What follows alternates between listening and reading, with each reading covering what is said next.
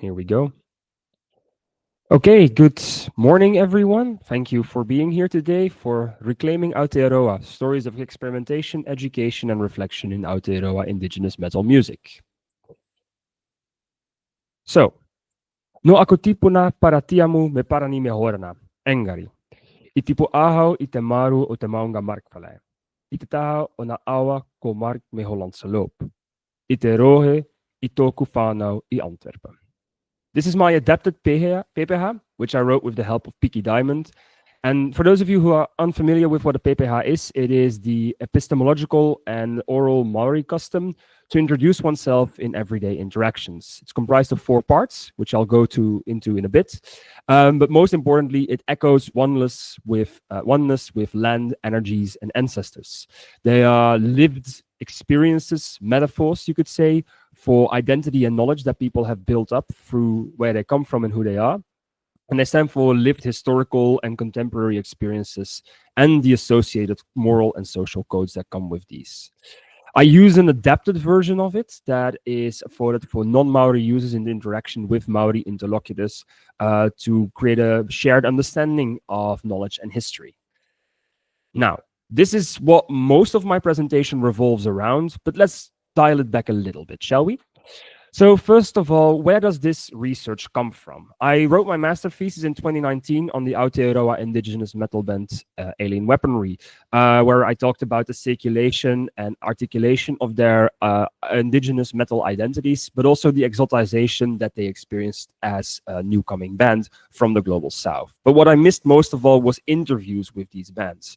And in 2021, I got the offer to write a chapter for the volume Defiant Sounds, which you see here on the screen, which is a collection that aims to explore metal music and culture in the global south through a form of engaged research by scholars with artists that live in, incarnate, or interact metal in the global south. And the scholars were expected to act in solidarity with that.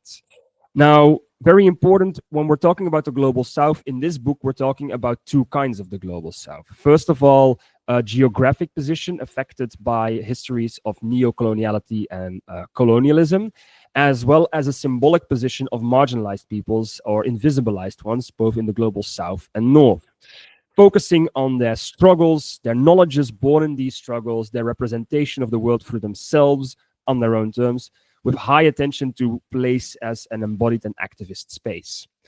My focus was on how Indigenous metal artists in Aotearoa, New Zealand, reflect Indigenous experiences in metal music and culture, assuming Aotearoa, New Zealand here to be living under a double coloniality, both as a formerly colonized geography, as well as a demographic of Indigenous peoples, Samoans, Maori, that are still living as a socioculturally oppressed demographic, aiming to explore how these indigenous Aotearoa epistemologies are enacted in the music, performances, and communication of these Aotearoa indigenous metal artists.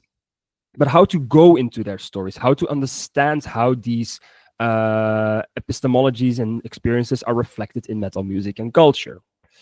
For that, I relied on narrative analysis. Narrativity in narrative analysis is understood as a collection of personal and collective reflections with interviews that are built around 3 main foci.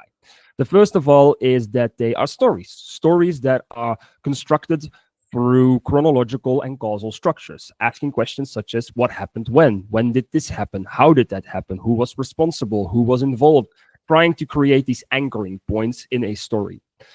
Then by building these stories, trying to understand what meanings people attribute to these stories. And finally, by understanding and trying to connect the meanings, individual meanings of stories to shared ways of thinking, indigenous ones, but also cultural studies-based ones, psychological-based ones, sociological-based understandings.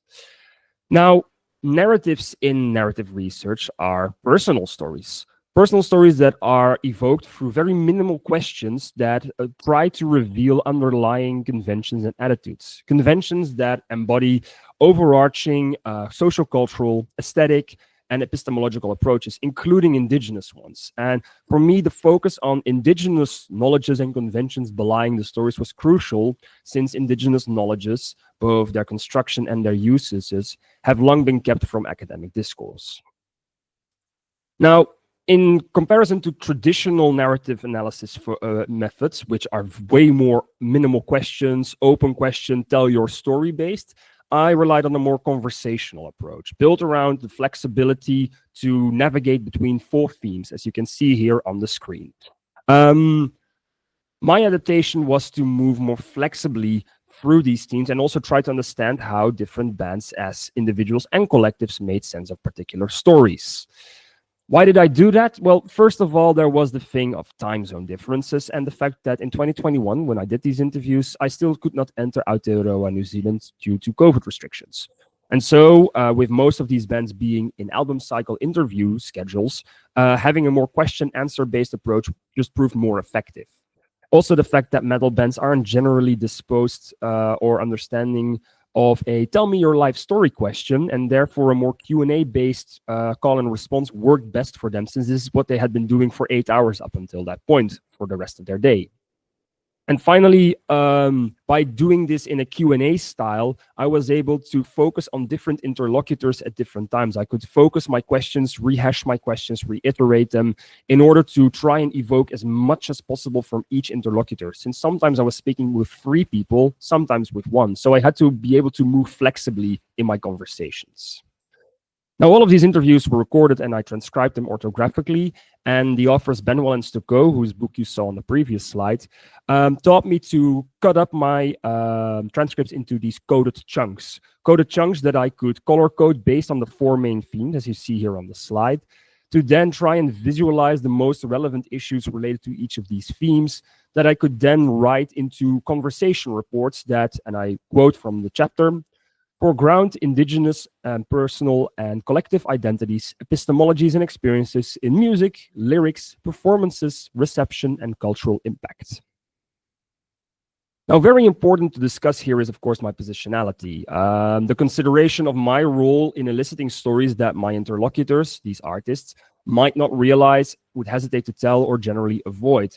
So, for short, the impact that I, as a researcher, have on the nature and the ways in which these narratives emerge, but also the way in which I position myself to these stories as a white, bisexual, cisgender, able-bodied male, in relation to stories that are indigenous, which I am not.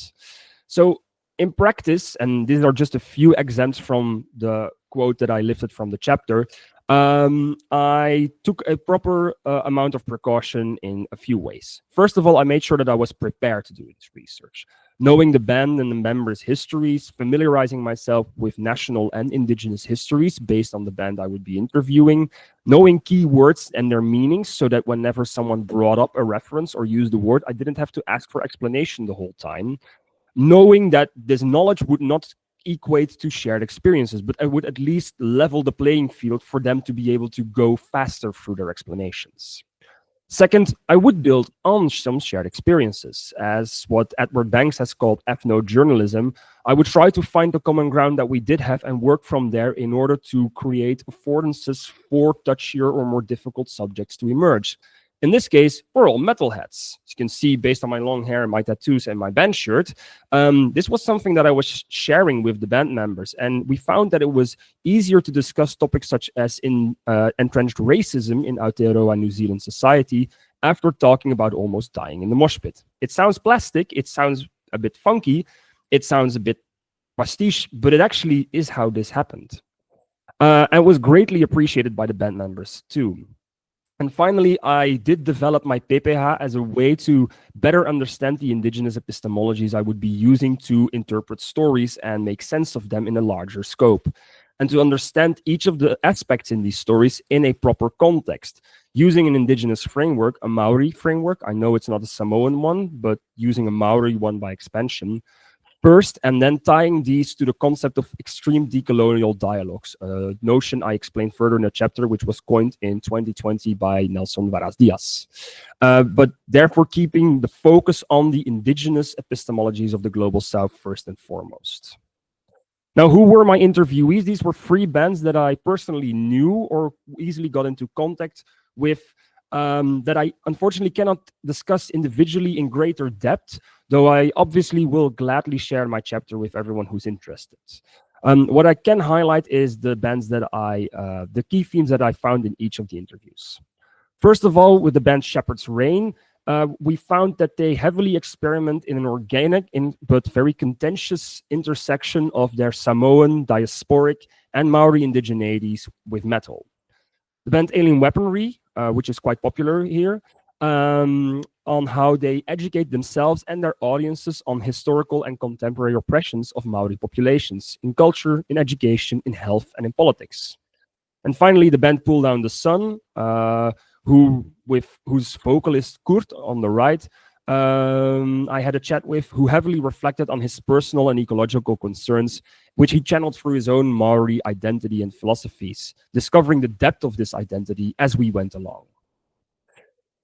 Now, the discussion of my results I can do based on the PPH. The PPH, as I have mentioned before, is the construction of an identity, what came before who you are in the world, who you connect to, the world you connect to, the people you connect to, through 4 key elements. Key elements that not only have a meaning as PPH, but also connect to the notion of extreme decolonial dialogues, how metal create affordances to converse in a horizontal way about top subjects that relate to colonialism and oppression in a way that is difficult to talk about, difficult literally to hear and understand. It is metal after all, but that help a society and individuals to move forward. The first way in which we did this was the Maunga. The Maunga, which stands for, which I interpreted or rewrote as the standpoints that interlocutors develop by immersing their identity and their indigeneity in metal context. One of the main talking points that came back in each interview was the notion of indigenous metal as a genre or a trope that each of the bands is often connected to, such as being indigenous and being metal is something that came forward naturally for all of the bands, something that they didn't plan to do, but that they found to be working. But what they also found is that these combinations afford extreme decolonial dialogues on the histories of trauma and oppression through education and discussion. For Shepherd's Reign, for example, their hybridization of metal and pate drums is something that created a conversation on taking cultural pride in being Samoan. And for Alien Weaponry and Pull Down the Sun, using specific topics, historical and philosophical notions from Maori culture, allowed them to better discuss colonial trauma as well as reconciliation in the present. The key, however, is that each of the references that are made are very specific. The use of specific instruments, referencing specific philosophical concepts or epistemological ones, such as the kauri trees, referencing specific atrocities and moments in history, such as protests that went throughout the country. Being specific made a difference here. It wasn't being generic.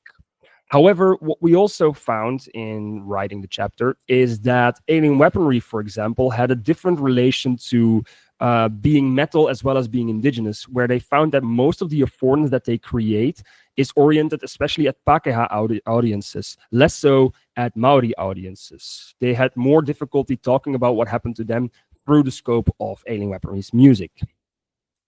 Now, in conclusion, like I said, the Maunga in these metal dialogues, in these extreme decolonial dialogues, is the affordance of conversations from a complementary, pluriversal, indigenous points of view, helping forward a slow process of healing. Second is the Moana, which got redefined in this interpretive framework as the interlocutors identified emotions surrounding both aesthetic unfamiliarity and topical uneasiness with metal in general and the topics that they talk about. Not just metal's screamed vocals, the or the heavy guitars, but also the fact that these bands explicitly reference colonial atrocities, but also harsh economic realities in the present and ecological concerns, fearing at first that this would create backlash. However, they got very few negative responses. Metal became a new lens through which to discuss these lived realities for indigenous communities in Aotearoa, New Zealand. They were also generally appreciated for representing their indigenous backgrounds, for being a te reo metal band, a Samoan metal band, even accepting references such as tribal metal, generic as it might be. However, they were also very aware of the stereotypical expectations that came, especially from the Western-centered music industry, around the use of indigenous language, traditional instruments, performances, wear on stage. However, they see this as a opportunity to bond and learn, turning prejudice into communal empowerment as well as a source of cultural pride. So, the Moana in these stories of these bands is that they help to take baby steps in reparations and cultural restoration, demanding from the government also action and helping to start the conversation about metal for indigenous sake, not metal's sake.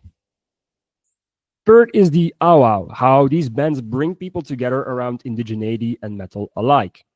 Now, being local, being an indigenous metal band, brought these bands into contact with differing opinions on how to overcome the marginalization of Aotearoa Indigenous peoples. Shepherd's Reign and Alien Weaponry specifically mentioned how they were subject to strong communal scrutiny, referencing particular traditions and language uses that elders in their society felt were transgressed in their music or by people associating themselves with their music. And Kurt from Pull Down the Sun specifically mentioned how, as a band, he experienced what he called the tall poppy syndrome, sticking out his head above the field, causing him to be cut down or be criticized because he tried to do something different. Which led me to the topic of whakama. Whakama being the encultured, intergenerational shame rooted in colonial trauma that does not just affect Aotearoa indigenous peoples, but indigenous peoples around the globe that have lived under coloniality. Metal for these artists, for these three bands, became a vehicle for expressing themselves as indigenous and shaping new ways of thinking and belonging as indigenous peoples. However, with a contentious commercial appeal, because whakama is felt also in an international context. While they could afford and make small steps forward locally, they also found that they were the first bands to make it out of Aotearoa, New Zealand, and while being treated relatively fairly, also occasionally somewhat exotically as being new or special or weird or tribal. So metal in these contexts, in these stories, these bands draw attention to indigenous plight through their metal and engage new communities and audiences, both locally and globally, in these difficult, extreme decolonial dialogues, creating knowledge available for future generations, albeit with stumbles and falls. It's not an easy one because they shift between multiple generations as well. And then finally, the hapu, how these bands relate to past, present, and future indigenous and metal meanings, and creating decolonial transformations through them. First of all, referencing explicitly indigenous stories and experiences allows these bands to contextualize them and their social, cultural, and ecological significance in a way that they see fit and that they know best, so they have control over these stories. For example, Pull Down the Sun use metal to recover indigenous knowledges, kinship, and pride by specifically referencing more forgotten stories and explanations, such as the turehu and what the turehu signify in Maori culture. But also they consider their music as a source for creating social and ecological impact. What changes can be dispelled or can be found from their music? Mainly that they would dispel fears about indigenous peoples, about metal as well, and fostering this kind of transnational indigenous solidarity, and also use the voice that they have given their scene to create future opportunities both locally and globally. While none of these bands had the intention to be indigenous metal, they found that their success ensures its continued existence within the double coloniality of Aotearoa, New Zealand. And that brings me to my conclusion. In this presentation, I shared some insights into how these Aotearoa indigenous metal artists reproduce indigenous knowledges, experiences through a PPH-based narrative analysis of three conversations with Shepherd's Reign, Alien Weaponry, and Pull Down the Sun. And they engage in these extreme decolonial dialogues that cut across three main themes in three ways. First of all, these artists, these bands are original and thereby decolonial. They use their very organic way of creating music as a point of access to talk about and transform Aotearoa New Zealand's colonial trauma and legacy. Second, they did not set out to make indigenous metal. No band really does. But the accidental nature of it resonated across all interviews, as well as constituted a very organic, sustainable, and activist metal act of decolonialism. And finally, getting the conversations going, both locally and internationally through digital globalization, gave the bands a voice to reach out locally and globally and inspire local and international fans, indigenous and non-indigenous, like myself, to engage in self-education and in personal extreme decolonial dialogues. So the Global South reaching out beyond the Global South and reclaiming their indigeneity in meaningful ways that are beginning to dismantle stereotypical framings of the Global South in the Global North and beyond. Thank you very much. I hope you found this presentation very interesting, and I very much look forward to your questions. Have a good day. Thank you.